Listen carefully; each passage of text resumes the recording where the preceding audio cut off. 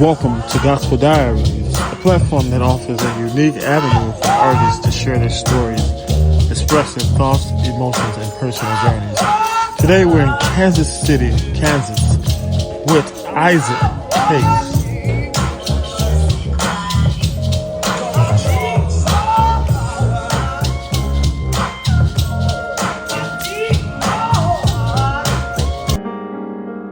There is a wrong in Gilead to make the wounded whole. There is a balm in Gilead to heal a sick soul. Welcome to Gospel Diaries, y'all. Listen, I am still in the great city of Kansas City. Wait, hold on. I'm not in Missouri anymore. I think I'm in Kansas. You're in Kansas now. So this is Kansas City, Kansas. Yes, right now you are. Yes. Specifically, you're in Leawood, Kansas right now. Leawood, Kansas. Yeah. If you look to my left and he's going to be on your right, oh my God, just look at all of the wall decor. I'm talking about none other than this accomplished musician. His name is Brother Isaac Cakes. We're going to delve into his gospel diaries. You're going to learn more about him. He's a phenomenal musician, phenomenal vocalist, and I'm so glad to be here just to delve in your gospel diaries. Praise the Lord. Praise the Lord, everybody. Thank you for having me, man. Can I please shake your hand? Absolutely. Blessing. Absolutely. Blessing. I'm excited to be here, and I appreciate all that you've been doing for the preservation of gospel music, man. You're doing your thing. Thank you. Especially you be so young, you know? You see gray hair, great I mean, I've seen that. Am I the youngest person you've ever interviewed on this? Because do you mind how? Well, I won't put that on camera. That's not, the Lord didn't tell me to say you that. But I have noticed that I feel honored because you have legends on here. The people that you have interviewed are people who I absolutely, specifically though, from women, I've seen you had Twinkie Clark, you've had legends. I mean, you know, I was telling you earlier about just Oliver. Just I'm a huge fan of theirs, and just everybody that I've seen that you've had been amazingly legendary people, especially from Chicago. So you're doing the work of the Lord. You are, man. You're killing it. You're doing a good job, man. Good job.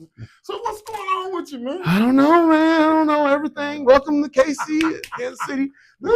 Kansas City Chiefs. Sir. They didn't win, but that's all right.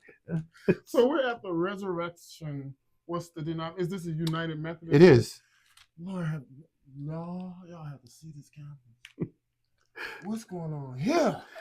Yeah, you know what? It's amazing. This is the United Methodist Church of the Resurrection. It's been here, I think it was 1990. It was the year that it opened. Pastor Adam Hamilton is the founding pastor, and it is he has been he's the founding pastor, but he's currently the pastor. We have we're getting ready to open up our 9th location. 9 locations. We have in Kansas City, and just it's the largest United Methodist Church in the denomination, actually in the United States. Wow. So. And I think that you're in the right place because you are very versatile and as it relates to music. And speaking of that, I was just listening to some of your music on the way here, and it's heavily influenced with classical. And I just love how you have found your niche and found a way to embellish classical music, or infuse rather classical music with Black gospel music, and you do a wonderful job. So I think that's a perfect segue into your childhood, man. Like, so talk about your childhood. Where were you raised? Like, how were you raised? What church were you raised in? Let's hear it. So yeah, I was born and raised here in Kansas City, Kansas City, Kansas, Wyandotte County, and grew up in a musical, sort of a musical family. My mother actually was a good pianist, but she wouldn't play much in front. Actually, she was a better singer than a piano player. I wouldn't get to her singing, but she was a nice singer. But my grandmother, her mother, was the best, supposedly, the best pianist in her little town. She's from a little town in Arkansas called Mount Holly, in the south of Arkansas. It's maybe 34 minutes. Is it south of El Dorado, Arkansas, in a little bitty township. And she grew up with music. My grandmother was a singer and could play piano. My mother sort of forced me to take piano lessons. I didn't like it when I was a little boy. I wasn't trying to, you know. I mean, I didn't dislike it. I think I just rebelled against the idea of having to do it when I wanted to be outside playing or whatever. And so the the compromise was that, okay, you can go and, go outside and play when you practice and whatnot. And then when I became, I don't know, when I was 4, my mother put me in piano lessons, and like I said, I think it's a little early, but I did it. And then I just grew a passion for it because my ear started to develop, So I studied classical, music, and grew up in the Baptist church, Metropolitan Baptist Church here in Kansas City. So, but it was like, sort of high Baptist, you know what I mean? You know what I mean? High church, you know what I mean? So we would sing the anthems and some part of the Peterson cantatas and part of the choral works. Oh yeah, all the yes, we did all of that stuff. So all the Let Mount Zion Rejoices and Lift Up Your Head, you get all that. So I grew up with it. Really, really tremendous literature. But then of course our youth would also sing music from Kirk Franklin, and we would also sing gospel music. So we sung a lot of music by you know what? We did a lot of James Cleveland songs. I would hear growing up. I heard a lot of music. Donald Vales growing up, so really well rounded. And so born in 1985, so you do the math of that. So growing up, born a year before you. So that it's kind of a bridging, you know what I mean? So we had the contemporary, gospel, which the Hawkins and seminar was huge and all that, and you grew up in the 90s, and then of course choirs, were huge. So I grew up with all of that here in KC. Wow. And then went on to study music, formerly piano and voice, and then I went to the University of Missouri, Kansas City. So let's put a pin here as it relates to classical music. So when you became of a conscious age where you actually knew what was going on in music, what composer or what sort of classical music was most influential to you, would you say? That's a good question. You know what? So it depended on what I was. So many. I can't narrow like one down. I won't lie. I can't narrow one down. But there are a few. Classical music, I really loved Beethoven. I really loved Bach. I really enjoyed the Bach's Baroque. It's earlier music, and I'm a big guy. I have long fingers and stuff, so that wasn't as Baroque style is not as much. It's it didn't lean as much to my natural proclivity as it was like classical and romantic. So I really enjoyed Chopin. I really enjoyed Rachmaninoff. These are all pianists, of course, of classical composers. And then when it comes to, and I played, their music, especially Rachmaninoff, I enjoyed, they influenced me a lot. With regards to music growing up, I liked funk. Loved Parliament, loved George Clinton, because my father loved that too. And singing wise, I always loved people like Donny Hathaway.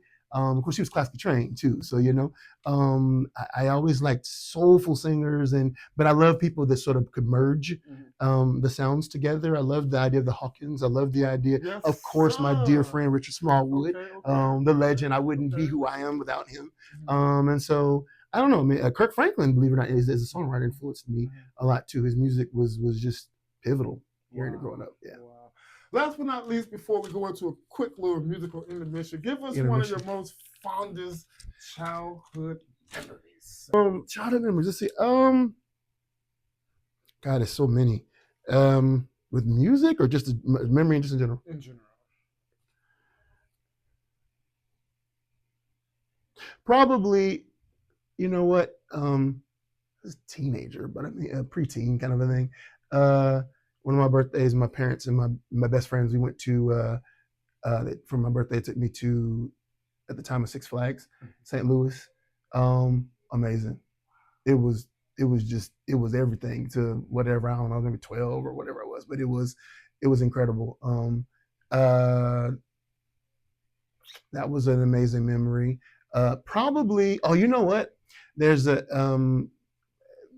so that's probably just fun wise. That was just really fun to go do that. Even though while I was there, actually, I fell in the water. I actually fell in one of the rides, like didn't fall all the way in, but like one foot went in, and I'll never forget that. And then,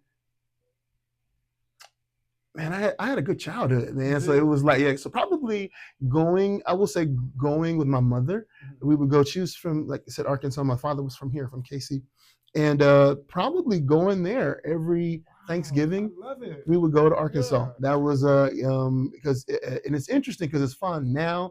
And I was little, I loved it. When I became a teenager, I was mad because they didn't have video game. You know what I'm saying, Grandma? But like now, I'd pay anything to have that peace and quiet. And I love that. Love Little Rock. I actually really like Arkansas. Now, are your parents still alive? Nope. Both of them passed away. My father passed away in 2020. 3. And my mother passed away from systemic lupus in 2011.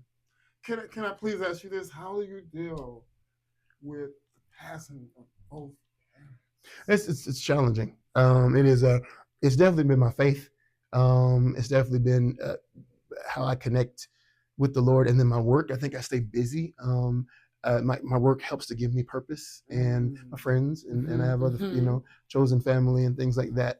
Hard. It was really challenging because my mother, she died and she was only 52, younger. You know what I mean? Like, and had but she suffered lupus my entire life. So I saw her that, and then my father, he was really depressed after she passed away. They're married 27 years. So I will say right now, today, it is some relief in that my father is no longer dealing with the depression that he dealt with of losing his wife. That was hard. So I will say I'm good though. I mean, I will say that there are days that I miss them both tremendously because it does seem a little unfair especially when you have uncles and people like that aunts that are living well into the 80s and 90s, and both of their parents outlived them, which is crazy because they were presumably more sick, and all of their parents lived into their, with the exception of his father. My grandfather, my dad's father, died when he was 64, maybe 63, but all the rest of them lived to be 80, 90. Well, on this musical intermission, so this is Gospel Diary, we raw. So listen here, what I'm going to ask you to do when we get downstairs, I'm going to ask you to play a song in dedication to your parents. Okay. And on that note, you all love on your parents. Today, they're here today, they could be gone the very next second. So value every second that you have, and we'll be right back. Tell people we'll be right back. We'll be right back. Hi, Eric Maurice Clark here, sharing ways that you can support Gospel Diaries. First and foremost, thank you so much for your interest in this platform, and let's support every artist that appears on this program. All right, so we do have a magazine. It's entitled The Gospel Music Gazette, and you can obtain a copy by going to ericmauriceclark.com. That will help us share and help spread our purpose here at Gospel Diaries. Also, you can donate by way of Zelle, Cash App, or traditionally through mail. We do appreciate you, and as I always say, love on someone and you will change your life. Bye. I need you to survive. Okay, we'll do that now.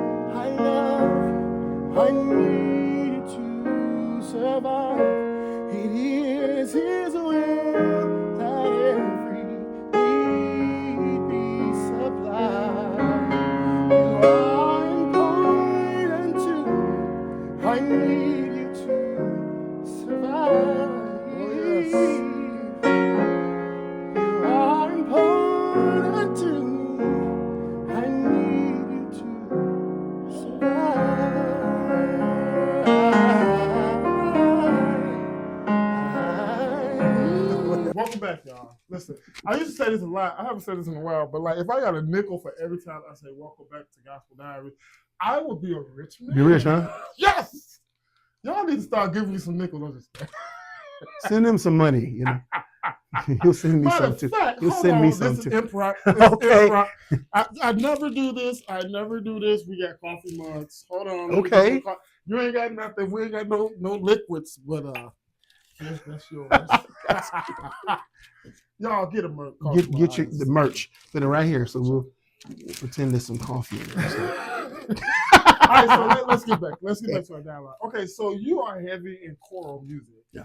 And Gospel Diaries, we are rich in the history of gospel music, but a lot of the audience are not really sophisticated as it relates to choral music, the music that actually predates gospel music. So let's talk about your love for choral music. How did you get involved in choral music? Yeah, that's a good question. Well, you did say at the church, but how did you kind of advance? Right? Yeah, absolutely. Yeah, definitely in the church choir. So my thing was I played piano at Metropolitan Baptist Church for the mass choir, even as a little kid. Like I never play. I didn't start off. So I'd already studied piano. So when I came, I didn't start off playing little triads and little bitty. I mean, I was playing full 5-finger chords, and my mentors were all older. So like I played. So that was and then of course I could read, and then I could play by ear. So I played for the children's choir and the adult. Played for everybody, you know. And so that was the big. And then I sung in the choir as well. You know what I mean? And I think maybe my first time singing like a little duet or a solo or something like that was probably 8, something like that. And then I went on to, and of course I sung in chorus in the choral groups in school as well. And middle school on up to high school, and then by the time I got to UMKC at the conservatory, we were singing masterworks. You know, so you'd sing, I don't know, Beethoven Miso Solemnis, and of course the Mozart Requiem. A lot of people know me for doing a gospel version of Mozart's Lacrimosa. And so I sung all of those masterworks in different languages. And then of course I had studied voice at the time too. So I was doing Italian arias and things of that nature, and spirituals as well. So yeah, the choral music thing sort of came naturally through that. And I always loved harmony. I always liked bringing groups together, even like at school. I would always, for like special days or graduations, I'd always have an ensemble. Before I even started my group Ordained, I started them over 21 years ago this year, I think. I was always having a little special group. So if there was somebody could sing, I'm like, yeah, you can sing. Come on, let's do something real quick. And I was always even people that remember me from way back in middle school, which I spoke in my middle school for the first time in like forever the other day, and then high school. So I've always had groups and that sort of thing. And then that led way to me to start arranging and setting spiritual arrangements and texts and stuff. So like my Lord's Prayer, and and I just kind of got interested in it. It wasn't something I set out to do. It was just something that I really liked. And I love choir in general. You know what I mean? Like gospel choirs, needless to say, I just loved all of them. I loved Donald's group, Tri-City. I loved Thomas Whitfield's music. I loved, of course, Vision, Richard Smallwood. I loved, oh my goodness, the Broadway Inspirational Voices. Incredible. Of course, the Chicago choirs. Who doesn't love that leg? I mean, so the idea, the power, the anointing, the strength that came from that.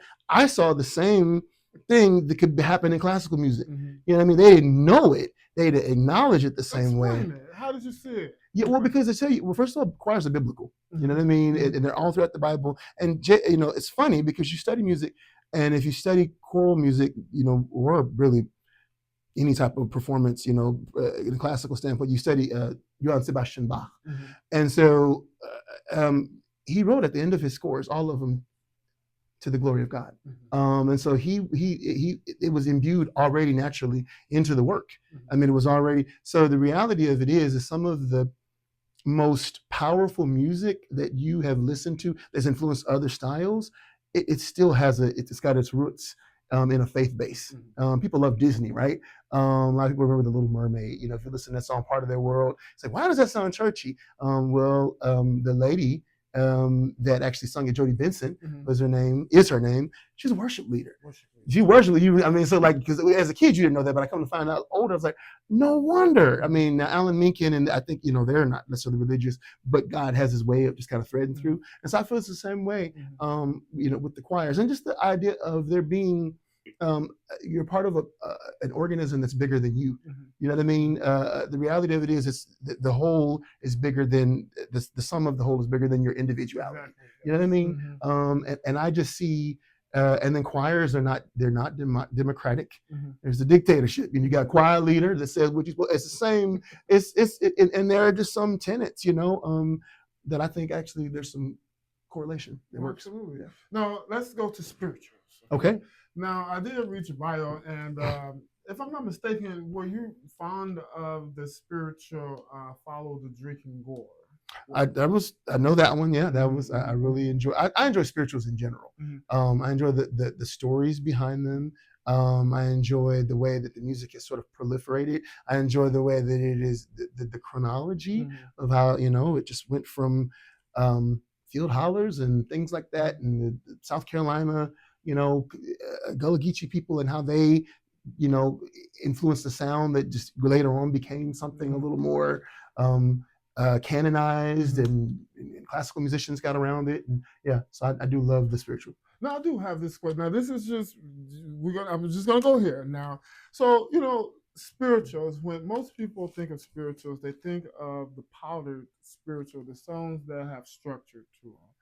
But authentic spirituals had no music accompaniment. They were sang in the slave quarters, work songs were on the field and things of that sort. But until the fixed Jubilee singer, George White, if I'm not mistaken, he wanted to commercialize, in a sense, what he heard. And he began to put musical structure to our music. And it's a beautiful thing in a sense, but I want to ask you your perspective on authentic spirituals and structure. Yeah, I mean, you hit the nail on the head. A lot of it is, when the work songs and things like that, they were colloquial, they were around, they were just in community. The idea of a spiritual in general is folk music. Yes, it's folk. You know what I mean? And so people don't understand. Folk is exactly what it sounds like. It comes from the folks. It comes from the people. Yes. You know what I mean? And so it was not scored and SATB and all of that stuff. You didn't have Eurocentric and Western traditions lopped onto it to much later. And we're grateful for that. We're grateful for that, the Jubilee in it, because it really, there's some great history behind that and what that did. And there's a bunch of implications, also societal and cultural things with that. But in its genesis, I mean, it's songs of the people, and they were, they came over from West Africa, and they were brought over rather, Benin, and from all over, and different tribes, different languages, different things. And as they were, religion, our religious Christianity was, and it was, someone was over there too, but in this sense was sort of cast upon them. They related to the Bible stories of people who were triumphant, i.e. Daniel and the lions did, and so even though the slave owners tried not to have them learn those songs, the reality of it was they would relate to those. So that's why you would hear they related to those, anything that was about people being coming out of oppression or coming out of some sort of trial, they would relate to that. And they were already converting them. And so Black people did what we always do. We put our sauce on it.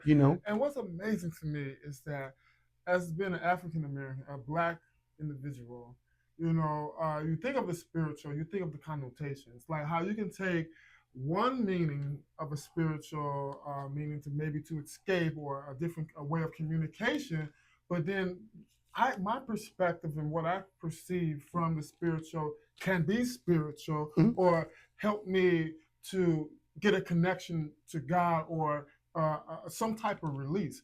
And it's amazing how we did it on the plantation field. My God, from Zion. You're a preacher, all right. And then we come to the church and we do gospel music. Thank you for watching Gospel Diaries. Let me tell you guys that we have merch at our store on Eric Mark. Thanks for supporting. Now let's get back to the show.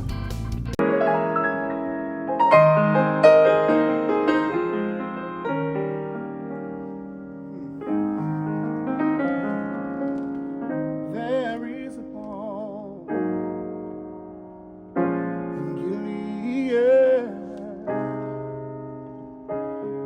to make the wounded whole.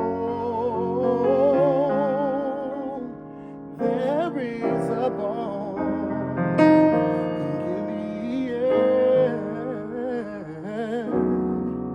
to heal the sin-sick soul. Sometimes I feel discouraged, and I think my work's in vain. Oh, but then the Holy Spirit revives my soul again.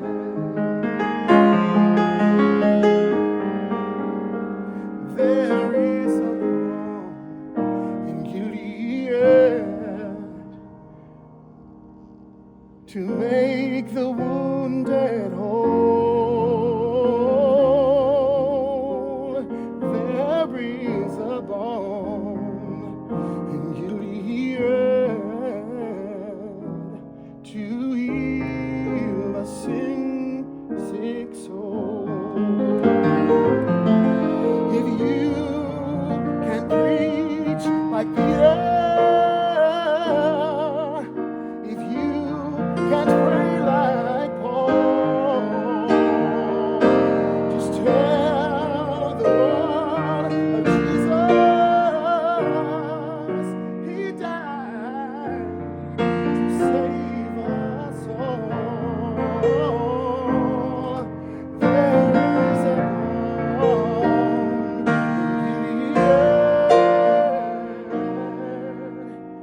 Gilead to make the wounded whole.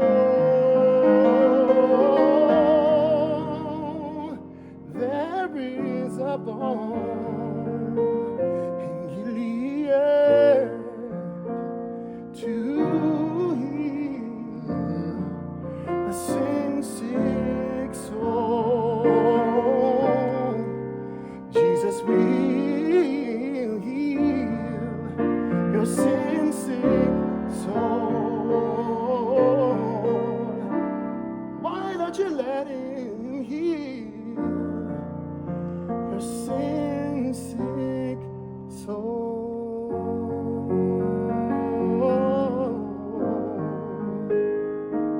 He can heal your soul.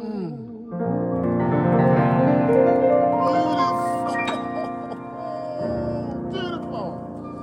Spirituals. Jesus. All right, you guys. I hope that you all enjoyed that. Thank you so much. That's what I'm here for. All right, so let's talk about your musical journey here in Kansas City. Okay, so talk about some of the churches that you've worked with or at, rather. Yeah. You know what? Well, started at Metropolitan Baptist. I just give you let's go down the list. Well, not all of them, but Metropolitan Baptist Temple, 9th and Washington Boulevard. So I cut my teeth where I met the Lord. So I was baptized at. Then the United Methodist Church, right up the street, Mason Memorial United Methodist Church. I've been connected to them. That was where my connection to that.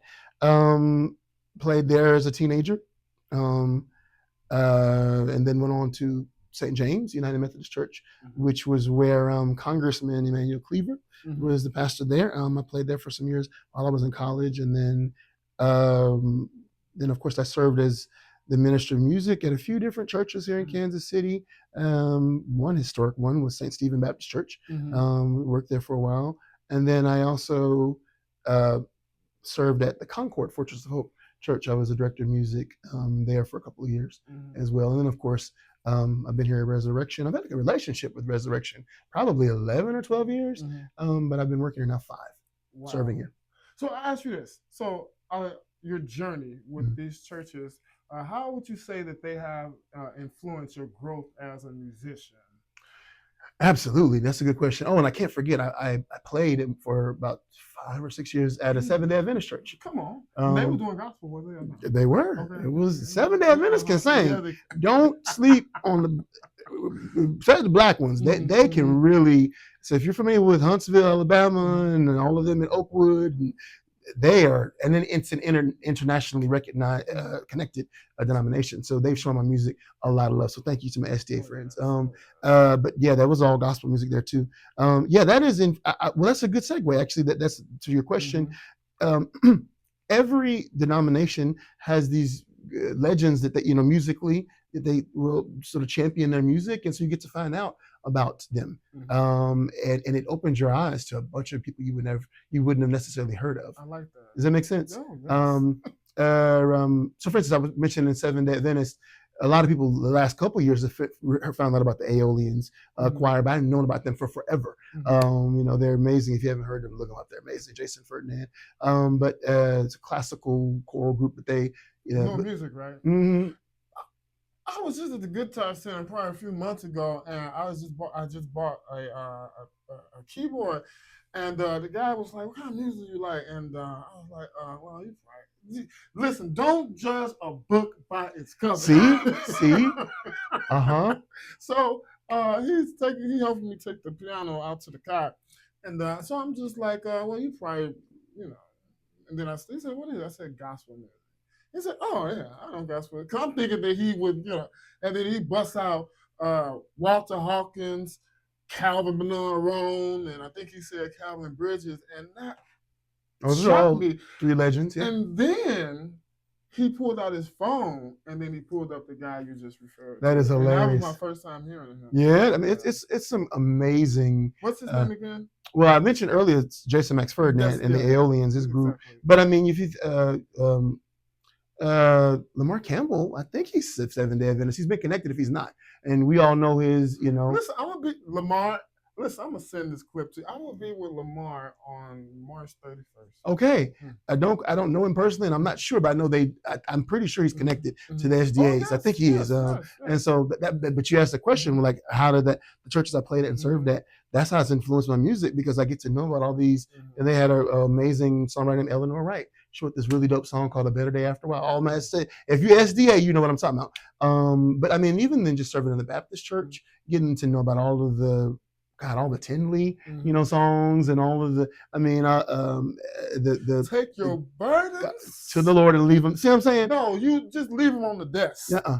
Leave them there. You see, I love the gospel pearls, and God, yeah. if you remember, if you grew up in the church, the songs of Zion, that black with the red lettering. Yeah. I mean, so the Baptist Speaking church. of the gospel pearls, they actually had a segment of spirituals in the gospel pearls. Yes. And the Work Brothers. Yes. Berlin. Absolutely. Yeah. Absolutely. That's and I love that you do all this. That's what I'm saying. That and that it influenced me. It definitely influenced me. All the churches that I glean something everywhere I go. And at one point I'd even done some singing, in some Catholic masses as well. While I was in college. Man, I'm so proud of you, man. Like literally, I get a chance to look you eyeball, and this is sincerely, man. You are doing the work. Like, and I say that humbly because, like, it's easy for someone to say, "Oh, not to overlook what someone's doing." But look, man, you could have strayed away. Like, temptation is real. Yeah. But you have studied the course, man, and look at you right now. I'm proud of you. I'm grateful, man. God's been good to me. He really.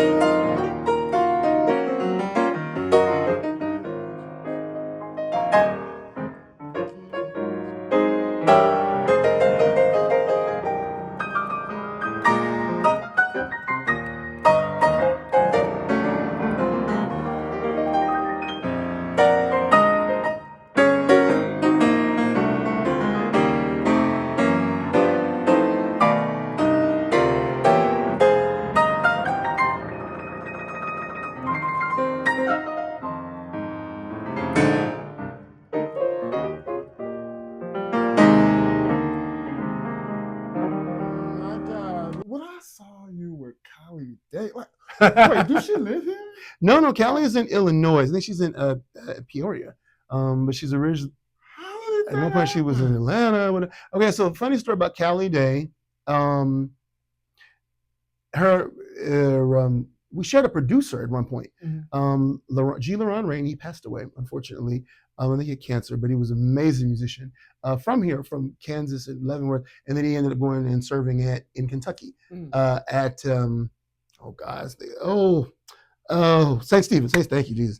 I love St. Stephen. They showed me so much love. St. Stephen Church. He was on staff there, and she was at the time living, I think, in Kentucky. She's got a bunch of degrees, and I know she studied at a bunch of universities. But he was producing her, and he also produced a song for me that I wrote called "You Are Enough." And he said, "You know what? You and Isaac Cates need to be together. Y'all need to do some music. Y'all need to work together." And we both heard of each other. We both, and he made the introduction.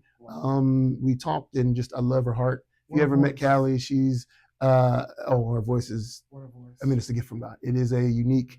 It's its own thing, and she's cultivated it, and her musical gifting is, I would say, only outdone by her heart. She is just a beautiful soul. She's a sweet person, very genuine, and a beautiful soul. And so we clicked. So I wrote a song on her album that she came and actually recorded live on our album called Almighty. And I wrote that song, and then so then people. And of course, if I was anywhere I need to play for her, play piano, I didn't mind jumping on the piano and just getting to connect with her because she's such a tremendous musician. It's easy to follow her and easy to work with her. And we've done a few things together. I remember we did a concert together at a friend of mine named Morja Roberson was the first Black person to get a DMA, Doctor of Musical Arts, in conducting from Notre Dame. And they did the first Black History program, and we were the guests. And so, and then of course I've had her here to Kansas City, and she's actually coming back for our night of worship, September 6th. That's going to be here in Kansas City. It's that picture up there that's behind you. That one up there. Over 2,000 people come to that. Yeah. Jesus. Yeah. So she'll be here, and so, and then I won't say that because I was about to tell you something that I'm probably not supposed to say just yet. But look out for new music from Callie Day and Isaac Cates together. You heard it first here. So there's an exclusive for you. See? Thank you so much. On Gospel God. The mug. There's nothing in here. It's just the Holy Ghost. Yeah, that's all right. Listen, Donald Lawrence. Yeah. Donald Lawrence. You've worked with him? Yeah. You know what? Not from him. It's so funny. We have a great friendship. We've actually never. I don't think we've actually. No, yeah, okay, you could call this work too. He called me when it's a really, really incredible family, the David Stewart. The Stewart family is like I think he is the wealthiest Black man in America. And his family, just beautiful people. And they did an event, and Donald was going to do an event in London, and he had sort of a conflict of schedule because he needed to be there with that, but he also, they called him in, BB Winans called him in to do that. And so he asked me to do the background vocals for that event. And if Donald calls you, it's serious. He trusts you because Donald does not play when it comes to. He's got such a great eye for talent and all the things. Anybody that knows Donald knows he's a genius. But he called and asked me to do the vocals. He came in, so we worked to getting kind of putting that together, the sound for that event, and then he flew back out, and I stood in his proxy to kind of do that, and then we both have a big connection overseas. And so he actually flew in to one of the events. He surprised all of us, me and all the other people, in Rajadell in Spain a couple of years ago. So yeah, that's a big connection for us, is the overseas connection. Let's talk about your overseas travels. Yeah. When did you first go abroad? That's a good question. You know what? It was in Martina Franca, which is the south of Italy. It's in a place called Puglia. And that would have been about 8 years ago, 9 years ago, something like that. I should know that exactly, but I don't. And then with my group, we toured.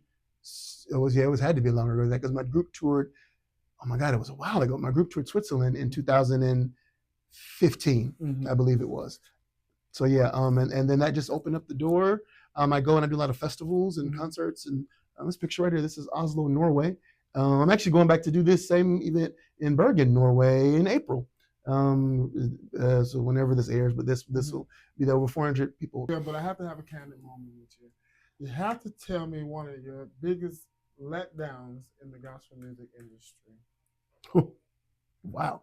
Biggest letdowns in the gospel music industry. Well,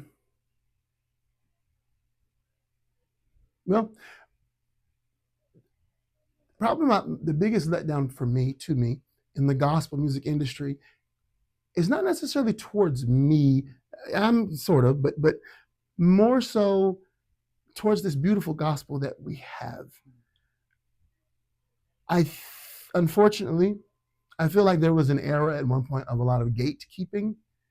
There was a lot of, and I think there's passed down trauma. And so, for instance, it took, an artist, you in your mid 40s, and they calling you a new artist still. You've been doing it for 25 years. And it's been that way. These artists that I think there have been blockades, and it's been slow to proliferate. It's been some of it's baked in, some of it's intentional, some of it's just being aloof. And so when I said that, what do I mean the same artists that were the big name artists when I was in 1992, when I was a child, are the same ones now, essentially. You know what I mean? And the vehicle that made those artists no longer exists. Doesn't exist anymore. When I say that, there's no industry. So, for instance, the era where you could get VHS tapes and see their concerts, or when the record label was paying for you to have albums that were recorded live, you could get DVDs. After that, you can't even see it anymore. You know what I mean? I think for me, one of the largest disappointments is that at least some of the vehicle is not even around. So when you have artists who are great artists and people that think, oh, there's no one writing the songs, they are writing them. You just don't hear them. You know what I mean? You no longer have a vehicle to, and then some of it's not any one person's fault either, I don't think. Because you think about terrestrial radio stations, where are they at? It's not really a thing anymore, right?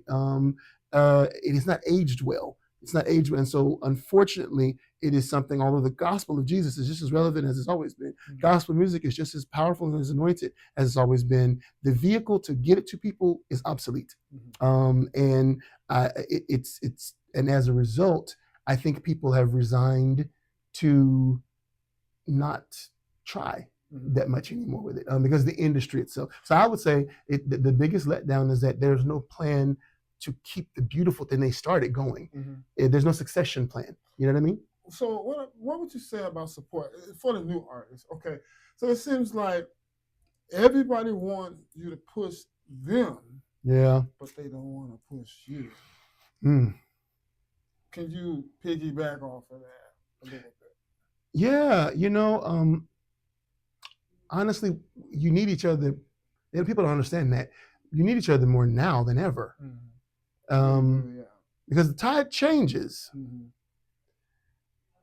Some of the same people that you think you're ignoring on the way up could be some of the same people that you need. So, for instance, I'm a member of the Recording Academy, that votes for the Grammys. Congratulations. Thank you. I'm honored to be a part of that, and it's really great responsibility and a privilege. I mean, I'll just leave it at that. You know what I mean? So if you have an album that's nominated, not that my one little vote would make the difference, but I know people in it. You know what I mean? I'm voting possibly for you. And wouldn't it be terrible to have to vote for, someone that you discounted on purpose? Or even better yet, I'm at a church. And when you can look this up, it was at least 4 or 5 years ago on the roster here at this church, this building I'm sitting at now, 27,000 members.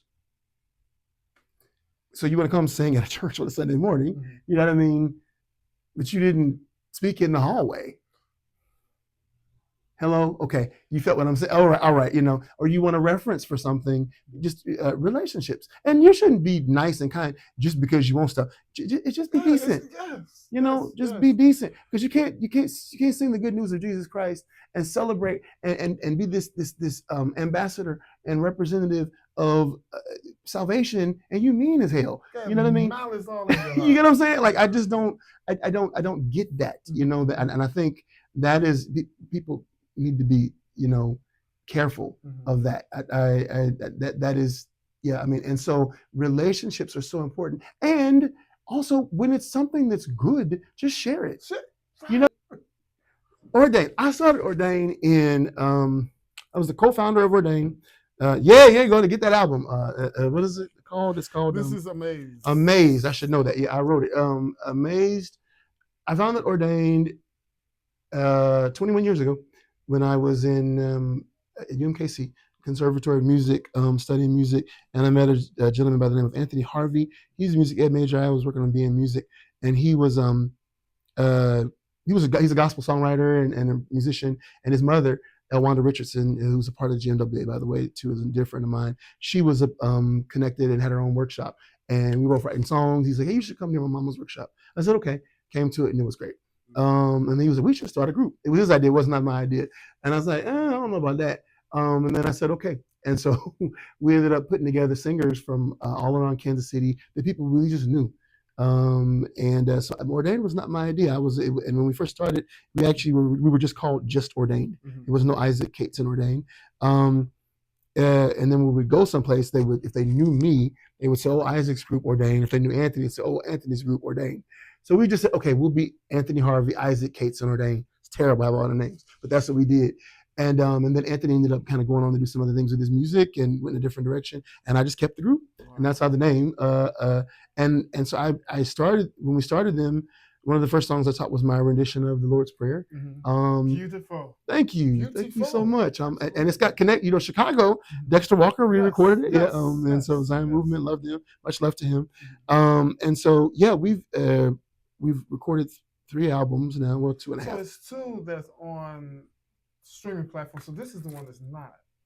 That one actually is. That's just a hard copy of it. Okay, so the one in 2004, and then you have there's a Christmas one.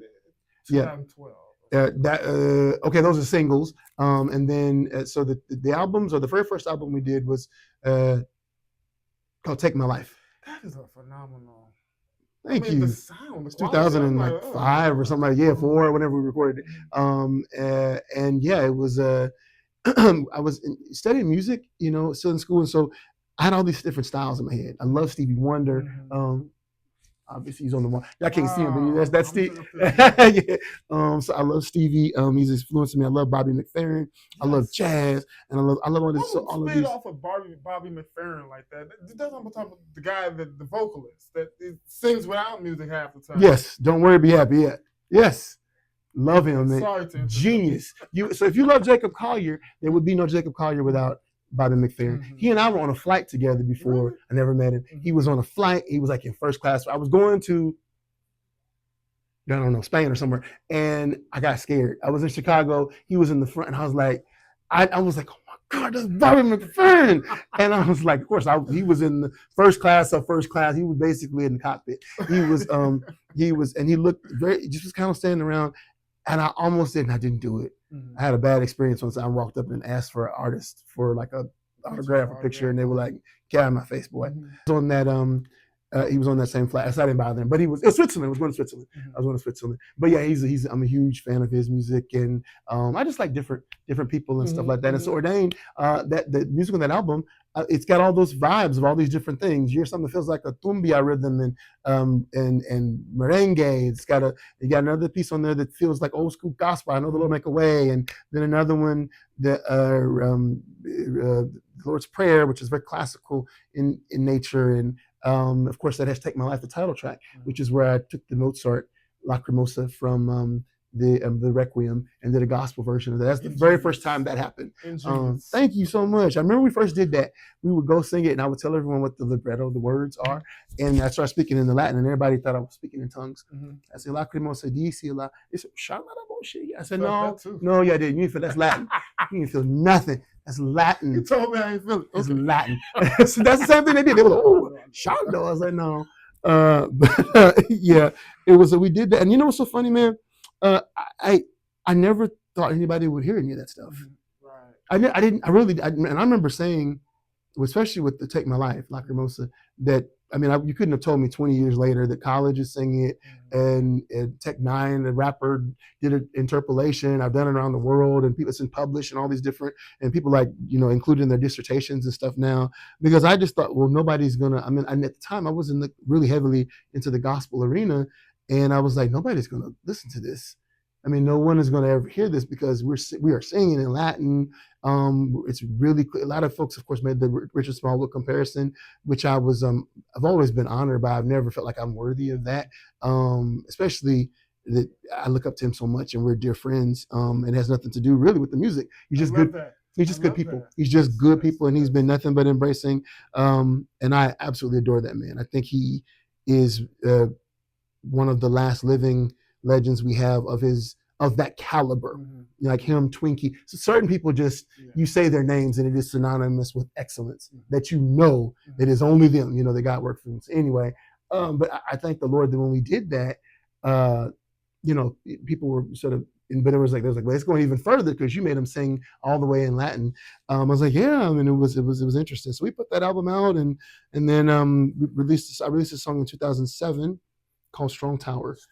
Yeah, that was a song, and that was the first song that I had that actually got radio play and people coverage. Jeffrey Golden re-recorded it, and a few other artists, and the AME Church, and people started singing it in different languages and things of that nature. And that one, at the time, my mother was starting illness is around that time, and it was hard. And then I had a few other things that I just kind of went through. It was a rough season, and Jesus reminded me, this is John 16:33 says, "I tell you these things that in me you will have peace.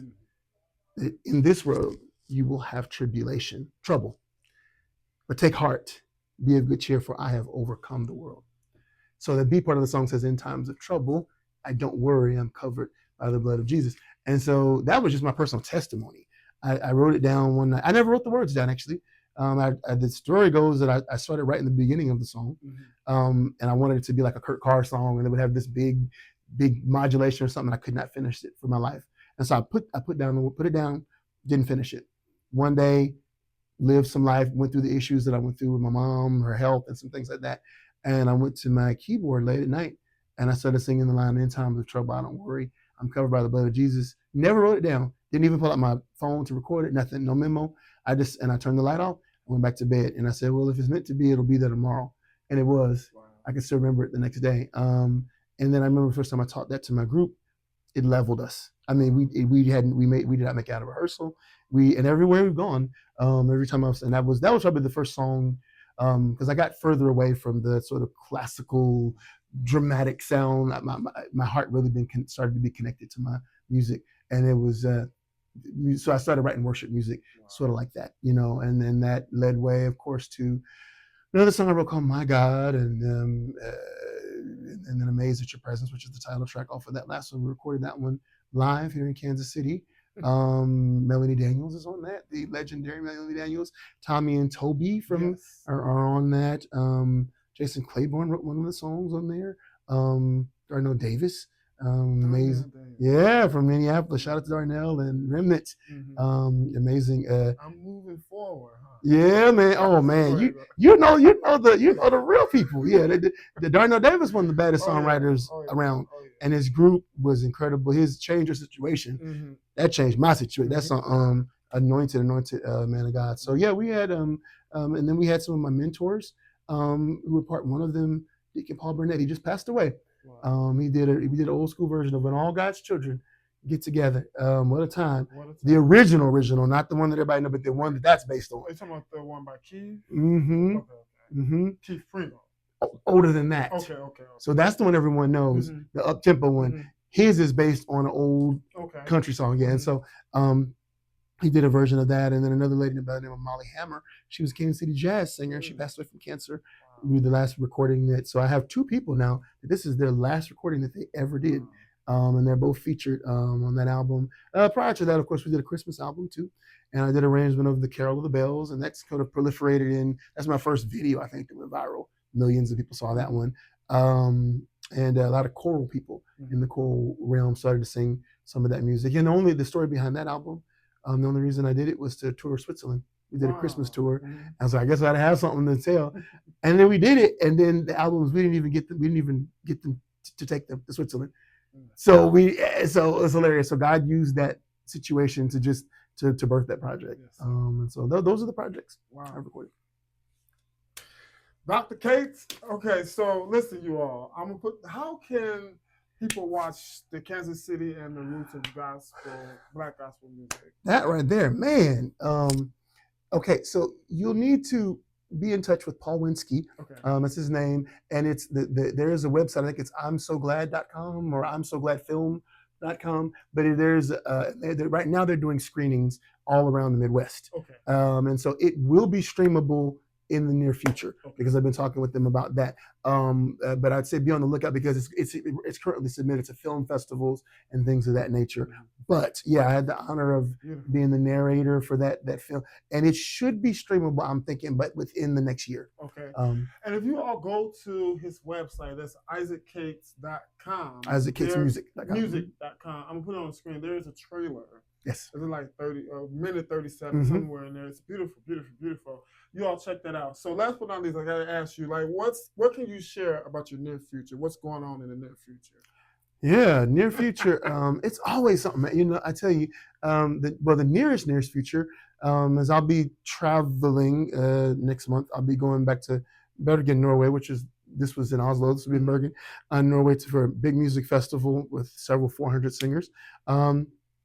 With that, after that, and then I'll be doing a residency at Arizona State University because I do those two. Yeah, I've done Baylor. So any college students, if you're watching, if I was at Baylor, Arkansas State, let me get it right. Baylor, Arkansas State. Oh, William Jewell College. And then also the piece that I composed, Canon for Racial Reconciliation. This is the piece right here. Canon for Racial Reconciliation. I'm a composer as well. It took 3 years to compile this piece. It marries together the music from the Orthodox Church, from the Byzantine style, and gospel. And then also celebrates the music of a lady by the name of Eva Jesse, who was a phenomenal choir leader, part of the Harlem Renaissance era.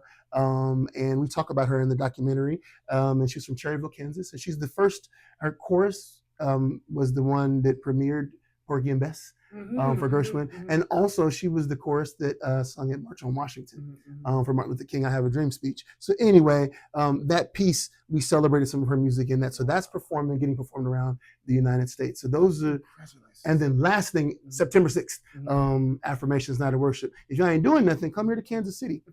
Get some flights. It wasn't that bad. And it'll be here at my church at Resurrection. And Callie Day will be one of our special guests. Callie Day. I would love to meet her one day. Hopefully you should come for that. Oh, okay. This is your way of telling me you ain't coming to my event. Hold on.